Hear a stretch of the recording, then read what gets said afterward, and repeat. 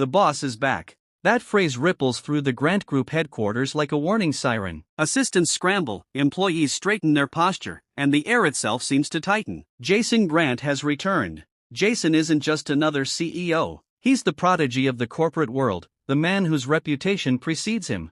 Tall, imposing, and strikingly handsome, Jason embodies the pinnacle of success. His presence alone commands silence.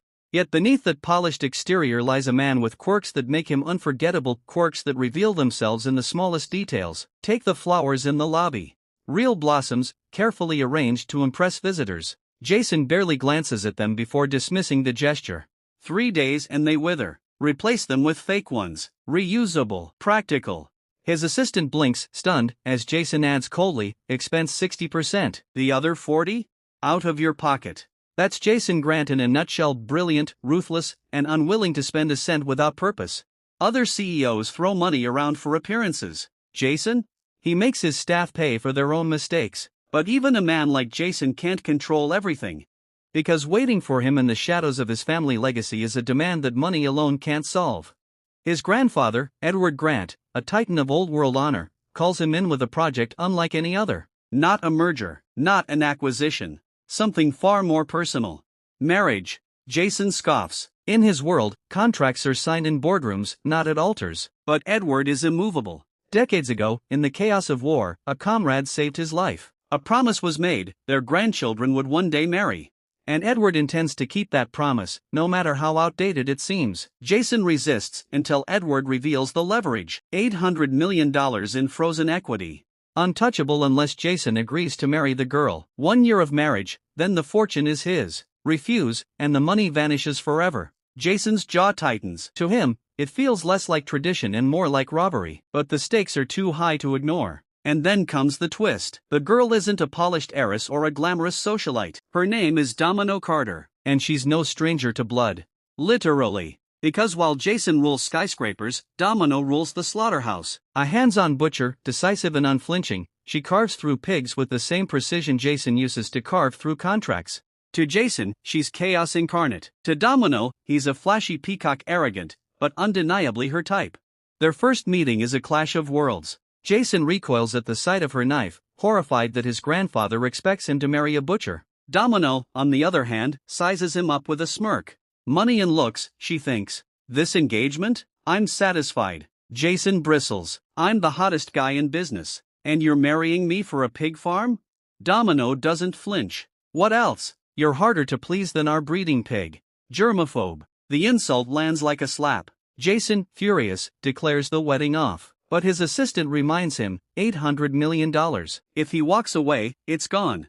Domino, meanwhile, has her own plan. 1 year of marriage, then she'll use the money to buy her father a pig farm in the city, a place where premium pigs live pampered lives, listening to music.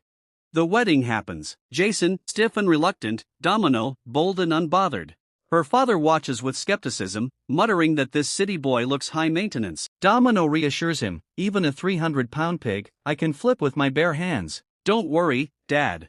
Jason, dragged into country life, finds himself horrified by the mud, the pigs, the chaos. Domino laughs at his discomfort, teasing him relentlessly. He tries to keep his distance, sanitizing everything, refusing to eat food she offers. She pushes closer, determined to break through his icy exterior. We have to live together for a year, she reminds him. If you really can't stand it, divorce me early.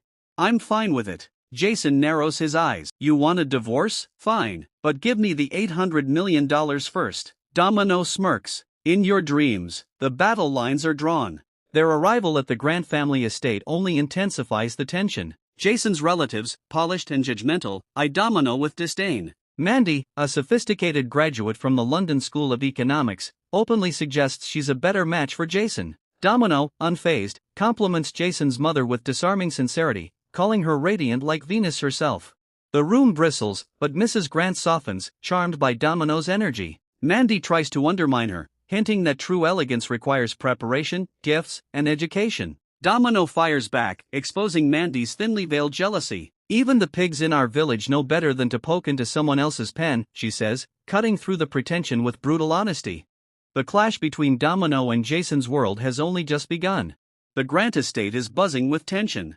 Domino, fresh from her country roots, has walked straight into a lion's den of polished relatives, each one eager to tear her down.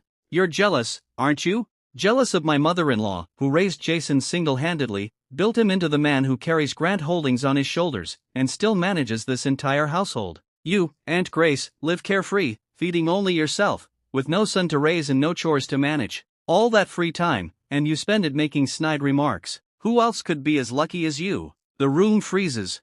Aunt Grace sputters, but Domino's words cut deep. Jason's mother, long accustomed to silent suffering, feels seen for the first time. Domino's defense isn't just bold, it's heartfelt. Jason watches, stunned. For years, no one has dared to challenge his family's toxic dynamics. Yet here is Domino, a butcher's daughter, dismantling their pretension with ease. Grandpa Edward, amused, steps in. Domino, from today onwards, you are our granddaughter-in-law. Fully legal. The real deal. He insists Jason move her luggage into his room. Jason balks, horrified at the thought of sharing space. Domino shrugs. I've dealt with pigs more stubborn than him. He'll behave better than a pig. Jason, desperate to maintain control, sets strict rules.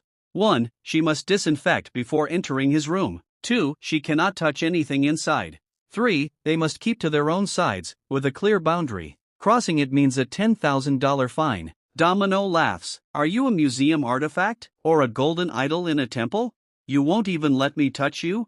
My first lesson for you is desensitization training. Jason recoils, panicked. Their tug-of-war escalates until Aunt Grace, lurking in the shadows, tries to catch them in a compromising position. She films secretly, hoping to prove they sleep apart. But her plan backfires spectacularly. When confronted, Jason spins the narrative with his trademark arrogance. With my physique and gentlemanly charm, Domino drools over me. How could we possibly sleep apart? Domino, quick on her feet, plays along. Yes, I'm drooling over him. Grandpa Edward beams, convinced their marriage is genuine.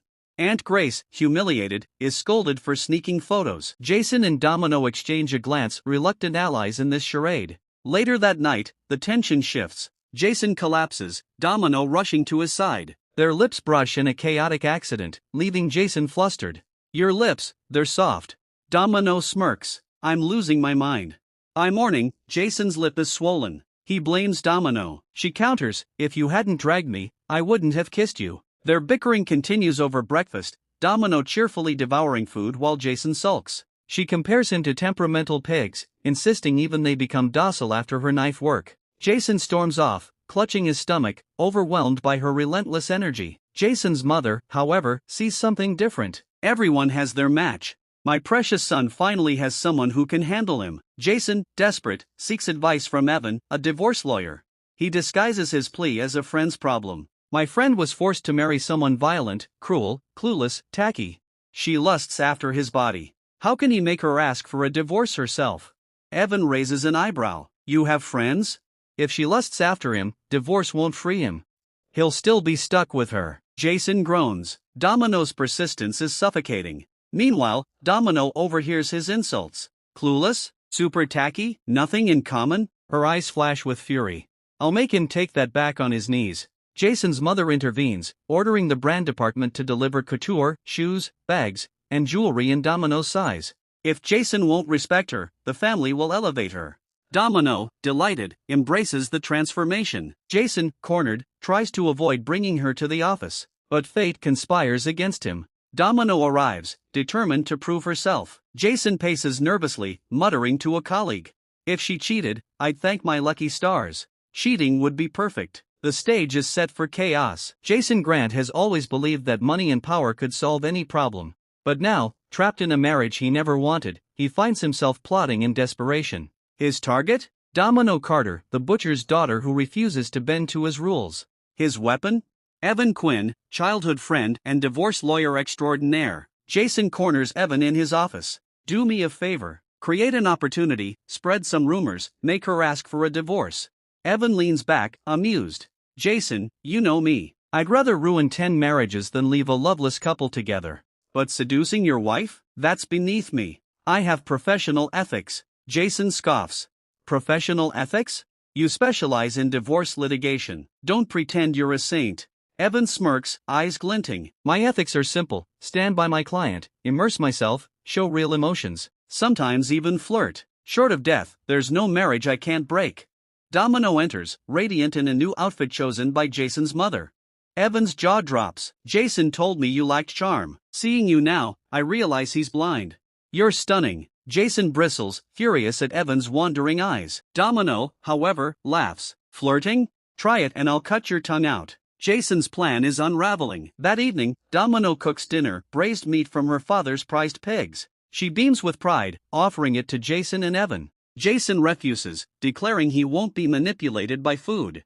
Domino sharpens her knife deliberately. If you don't eat, what I chop next won't be pork ribs. Jason caves, dragging Evan outside to box rather than face her wrath. The fight leaves them battered, groaning in pain. Jason blames Domino for everything. Yet when she prepares his favorite dishes, meals she researched by asking his assistant Mark, Jason can't resist. He devours the food, grudgingly admitting it tastes good. Domino smiles triumphantly. Then just get used to it. Evan, watching, sees through Jason's facade. You're toxic and arrogant, but you lack love. Once you acknowledge kindness, you'll give your all, leaving yourself vulnerable. Jason glares, but the words linger.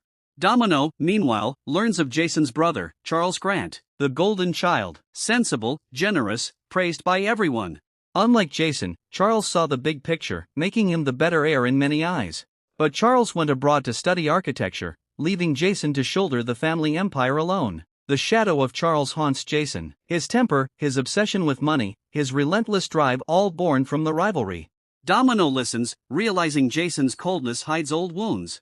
At dinner, Jason's family criticizes him again, accusing him of tearing the family apart, of driving Charles away. Domino slams her hand on the table. Jason single-handedly supports the Grant family. So what if he has a temper? If he didn't have an edge, Grant Group wouldn't be where it is today. Jason freezes.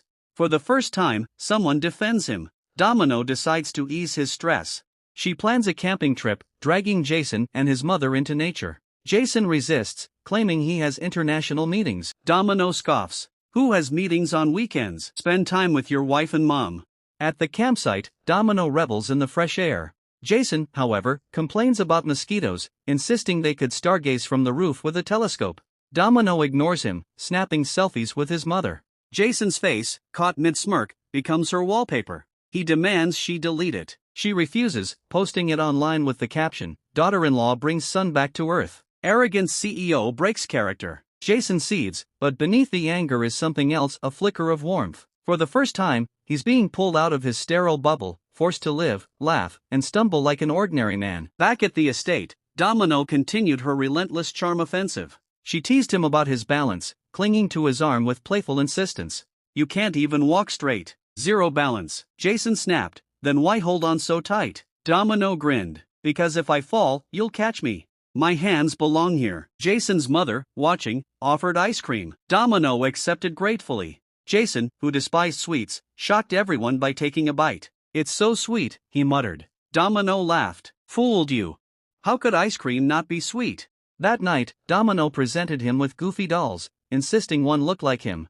Jason scoffed, but she pressed. You're the most handsome in the universe. Do you want it? Jason refused, but her persistence left him secretly amused. The next morning, Jason's assistant Mark noticed his unusually good mood. Jason admitted Domino had given him a gift. Mark, ever loyal, declared Domino his living god of wealth. Jason doubled his bonus, but the peace shattered when Mississippi Lane, an old flame, barged in. She presented Jason with a teapot carved from a statue he once photographed. Jason revealed the truth. He'd hated the statue, photographing it only to file complaints. Miss Lane's gesture backfired spectacularly. Domino, watching, smirked. Jason ordered Mark to show Lane out. Domino seized the moment. Jason, I don't just want to stand by your side in life. I want to share your burdens in business. Jason bristled, suspicious she was marking her territory. Domino insisted. I don't want people bothering you. I want to help. Jason tested her. He introduced her to the company's new project, an ecotourism country living complex. Domino, with her background in farming, was the perfect candidate. Jason assigned her the task, ensuring senior staff would compete against her.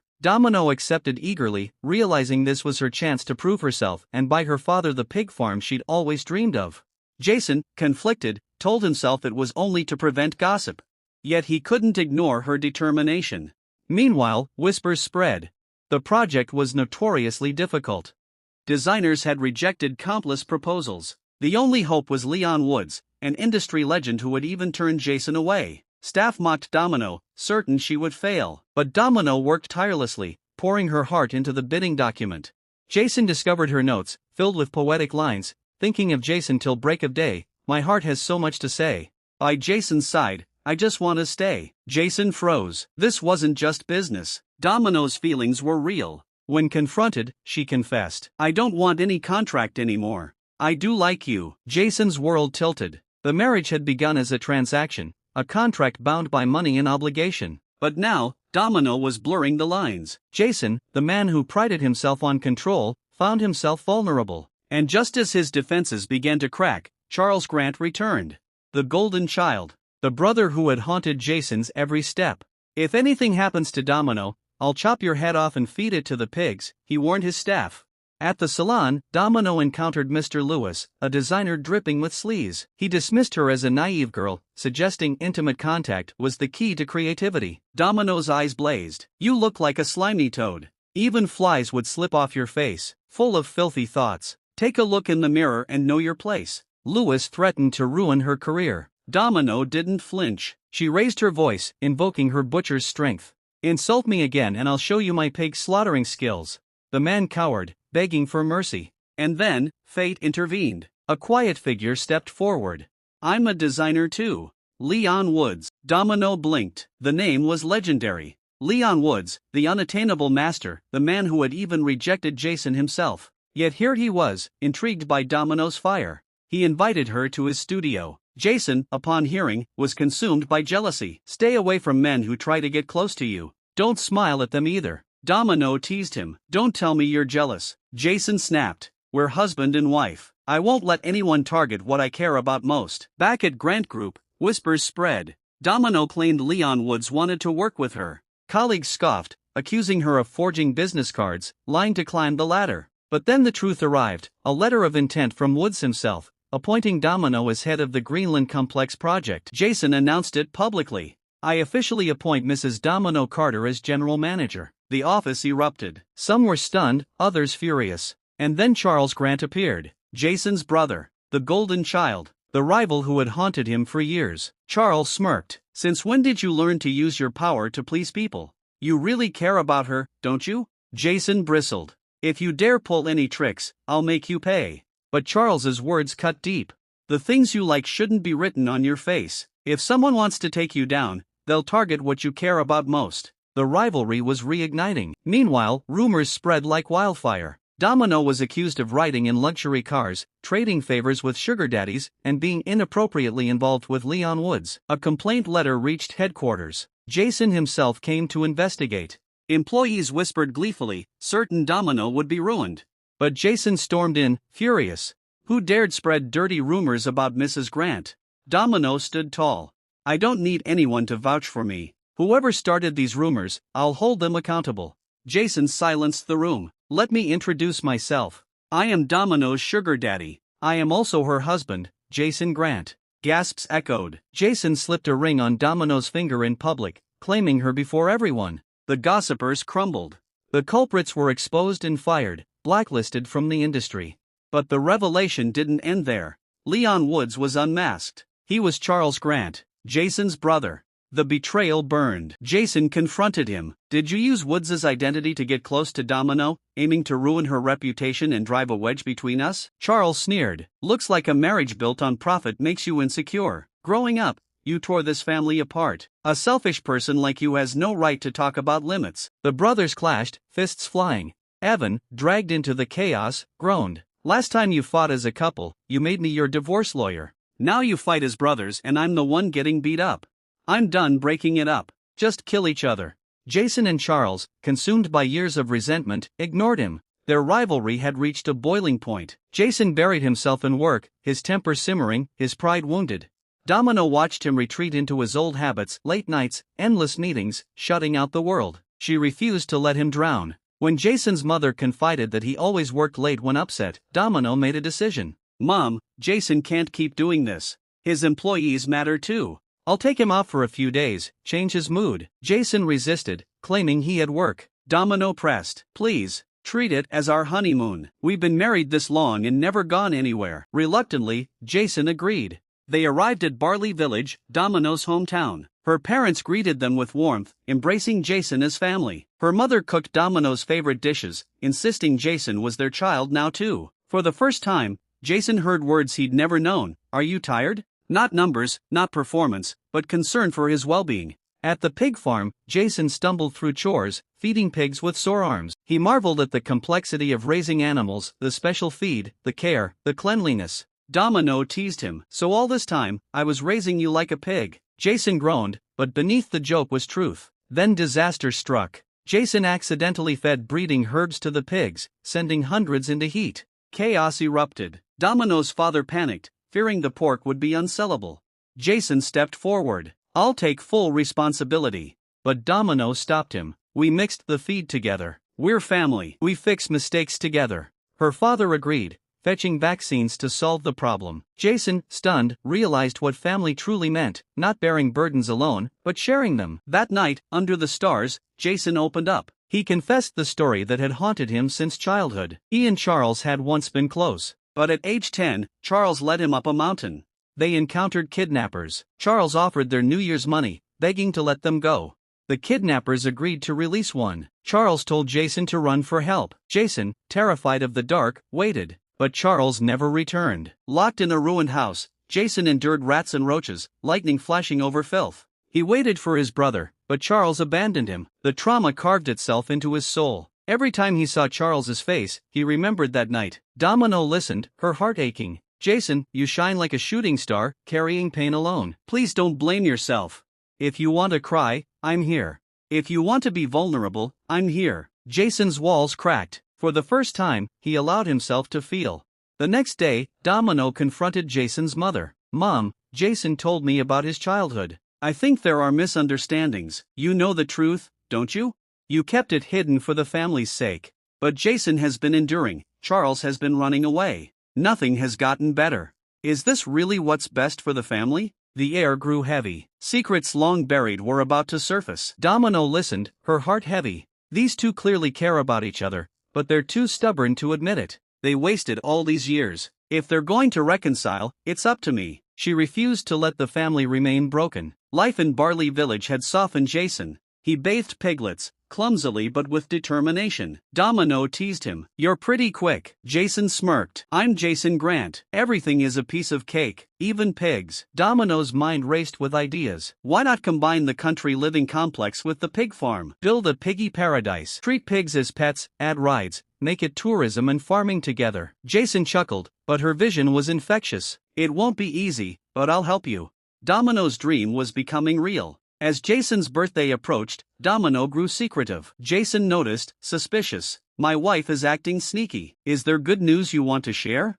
Domino smiled mysteriously. You'll find out soon. On the day, Jason sulked, believing she'd forgotten. But when he returned home, Domino surprised him with a handmade cake, decorations, and music. Happy birthday, hubby. Jason's heart melted. He made a wish. For all my future birthdays, I want Domino by my side. Domino laughed, smearing frosting on his face. Jason chased her, their laughter echoing through the house. For the first time in years, Jason's birthday wasn't about loneliness. It was about love. Domino invited Jason's mother and Charles to the celebration. Jason bristled, but Domino insisted. Charles presented gifts he'd saved over the years, plants, recipes, cars, even a villa design. Each one carried memories, proof he had never forgotten his brother. Jason's defenses crumbled. I didn't celebrate my birthday for 10 years because I didn't want one without you. My biggest wish was for you to come back. Charles, tears in his eyes, confessed. I'm sorry, I was the one who left you behind. I passed out.